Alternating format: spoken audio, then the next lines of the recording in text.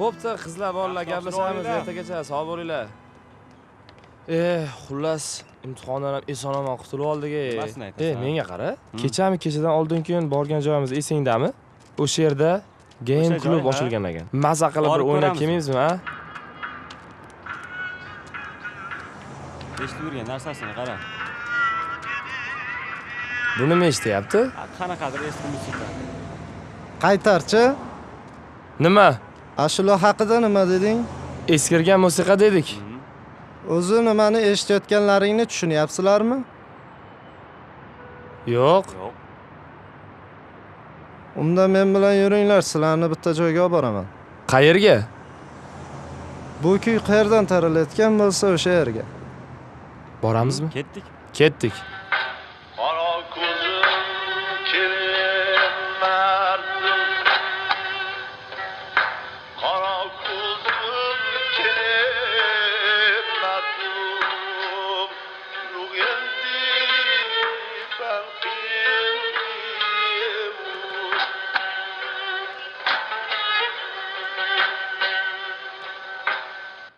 Ustoz, bu do'stlarimizga o'zbek xalq kuylari, ashulalaridan, maqomlari haqida tushuncha bersangiz. Otalarimiz shu o'zbek xalq ashulalarini, kuylarini, cholg'u kuylari, shularni maqomlarini, o'zbek 6 maqom bor, 6 maqom, 6 o'zbekning maqomi bu ham. Ana shularni hammasini mamlaqanga 5 jild mamlaqa katta kitobga olganlar, mana katta kitoblar ko'rdinglarmi? Shularning ichida bu 5-jildi. Hammasi mana shu ijrolari bilan yozildi. Ham notasi, ham ijrolari. Mana shunaqa katta boylik qoldirib ketdilar. Bu yerda endi 20 yil yashadilar bu uyda. Mana shu hozirgi uyda 20 yil. Oldin shu Chaqar hovlida anaqada Chaqar mahallasi hovlimizda katta hovli edi, bu ham katta yashadilar. Shu yerda mazaqanga ijod qilib, mana shu dutorlar bilan mana o'zlarini choynalariga choy damlab berardim. Kechasilar bilan o'tirib uyqular o'chib ketib, shu nota yozishni ovora edilar. Mana shu qalamlar ham, ko'zoynalari ham mana turadi hammasi.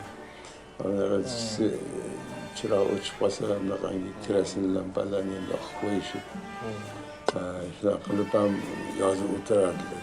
Juda mana shu tezroq uyroq olaylik, mana shu qolib ketmasin deb, mana shu uyqularni ham kami uxlab, mashaqalar qilib, manaqa kitoblar yaratib ketdilar, katta kitoblar.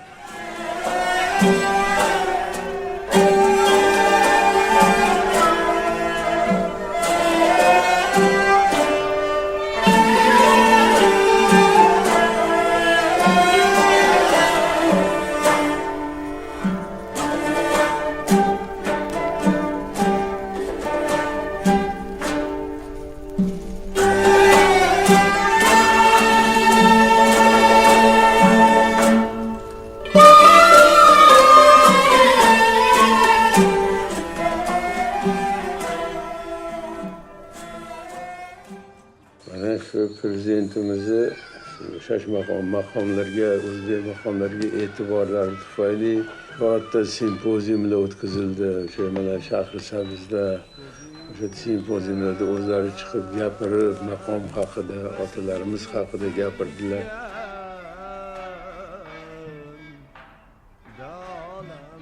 Eshitdingmi sen? Ha, eshitdim.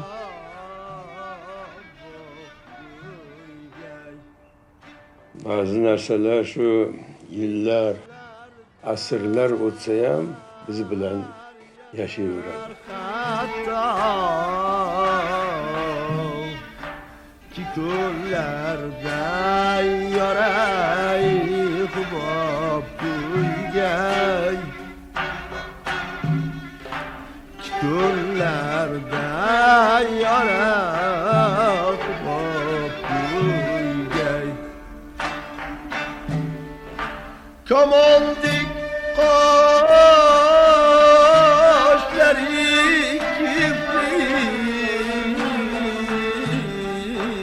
kipriklerinden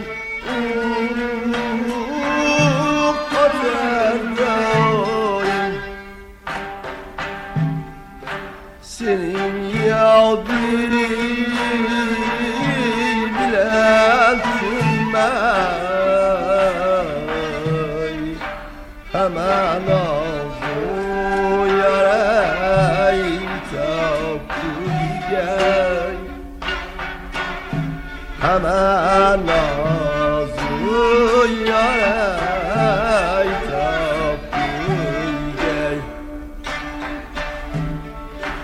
Olayı taqqan qaydin Do'stlar, bu yer Yunus Rajabiy nomidagi O'zbek Milliy musiqa san'ati instituti. Men ta'lim oladigan joy. Bu yerda ustozimizning rasmlari, yozgan asarlari bor. Hozir men sizlarni auditoriyalar bilan, ustozlarning dars jarayonlari bilan tanishtiraman. Qani ketdik. Bu yer maqom xonandaligi kafedrasi.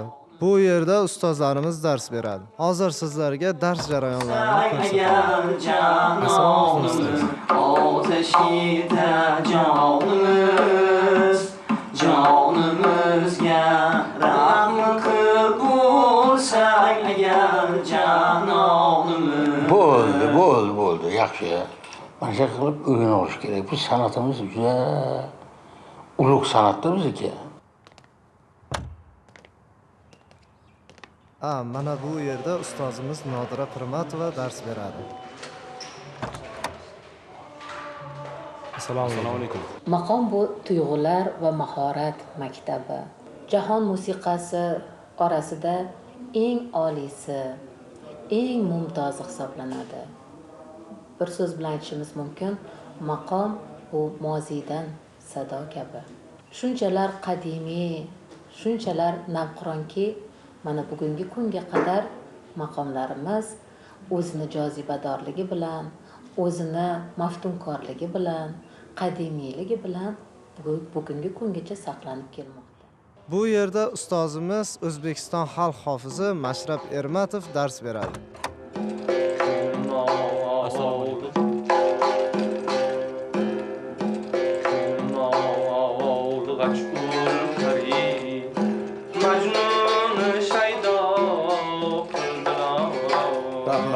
Rahmat. Endi bu ashulalarimiz xalqimizni eng qalbidan joy olgan, o'tmishda barcha ustozlarimiz chiroyli suratlarda ijro qilishgan bu ashulalarni. Endi kelajakka mana ilk bor qadam qo'yyapsizlar yoshlar, chunki kelajak yoshlarniki. Bu san'atimizni, an'anamizni davomchilari sizlar. Xalqimizda bir naql bor, har bir yangi ijrochi buyuk an'ananing bir qismiga aylanish kerak. Bu chunki xalqimizni qalbidan joy olgan san'at bu. Sizlarga bu yo'llarda omad, muvaffaqiyat tilayman. Bu yerda o'zbek maqom san'ati katta ustozlari rasmlari. Zo'r-ku. Mana bu yerda kafedramiz ustozlari, dars jarayonlari, ijodiy lavhalaridan fotosuratlar bor.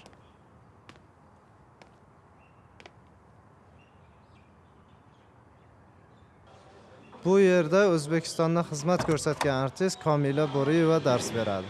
Maqom uni insonlar ijro etaverar ekan, zamonaviy bo'lib qolaveradi. Hozir biz o'rganayotgan narsamiz nima?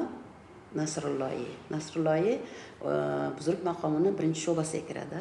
Qani mana shularni bir ijro etib ko'ringlar-chi, bir olib qo'lingiz sozingni olgin. Birgalashib aytib ko'ringlar, qani?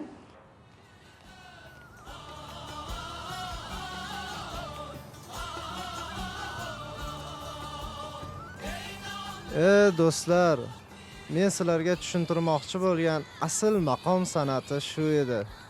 Ming bor uzr, biz seni noto'g'ri tushungan ekanmiz. O'zbekistonimizda shunaqa san'atimiz borligini bilmas ekanmiz. Asl maqsadim ham shu edi. Sizlarga yana bitta taklifim bor, yo'q demasalaring. Bizda yaqinda Namangan viloyatida bo'lib o'tayotgan 3-xalqaro maqom san'ati anjumaniga taklif qilaman.